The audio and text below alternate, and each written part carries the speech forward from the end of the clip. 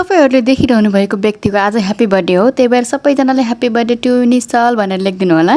ऊ चाहिँ हाम्रो घरको एक्लौतो चिराको सम्पत्ति हो। हामी 3 बहिनी पछाडि धेरै पछाडि जन्मेको, त्यही भएर ऊ सानै छ, हामी चाहिँ ठुलो भइसक्यो। आज चाहिँ उसको बर्थडे हो।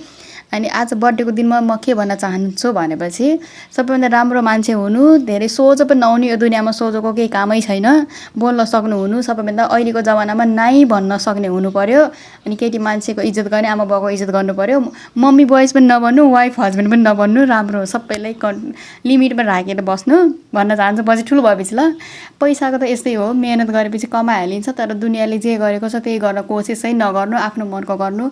जीवन जिउनलाई नजिनु कि आफ्नो लाइफ इन्जोयफुल गर्नलाई जीवन जिउनु पर्यो भन्न चाहिँ चाहन्छु म। सबै अरूले जेसुकै गरेछ मतलब भने तिमीलाई जो मनपर्छ त्यही गर्नु पर्यो। अहिले चाहिँ एउटा फ्याक्ट नै हो त हुनलाई त, एउटा घरको एउटा छोरा भएपछि एकदम बिग्रेको हुन्छ भन्छन्। तर त्यस्तो कोसिस गर्नेछौँ कि त्यस्तो नहोस्।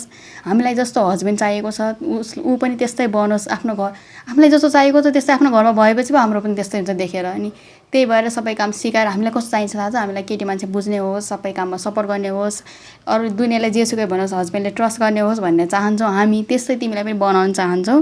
त्यही भएर हामी अलिअलि गर्दै सबै कामहरू म अलिअलि सिकाउँदैछु उसलाई। अनि धेरै चाहिँ हाम्रो भेट हुँदैन, दसैँ तिहारमा मात्रै भेट हुन्छ। अनि त्यही भएर जति सक्दो सिकाउने कोसिस गर्नेछु म, केटीको रेस्पेक्ट गर्न सिकाउने छौँ। त्यही भएर मैले उसँगै आफैसँग अलिअलि कामहरू लगाइरहेको हुन्छु। अनि यसले मैले काम सक्यो त्यसपछि चाहिँ मैले के भनेको तरकारी जात हेर भनेर पठाएको थिएँ, पानी पुरै च्यामचाम भरिदिएर गएछ। यस्तो घाम भएको थियो नि, त्यसपछि मैले दहीहरू खाएँ। मलाई घरको कस्तो याद आएको छ, मेरो पुरानो भिडियो हो। अनि खन्यौँ, अनि त्यहाँ अहिले दिउँसो चाहिँ सुक्छ भनेर पालो ओराइदिएको थिएँ मैले। अनि मम्मीले र बहिनीले बिरुवा रोप्दैछ, अनि म खाना पकाउँदैछु। Thank you for watching, bye by.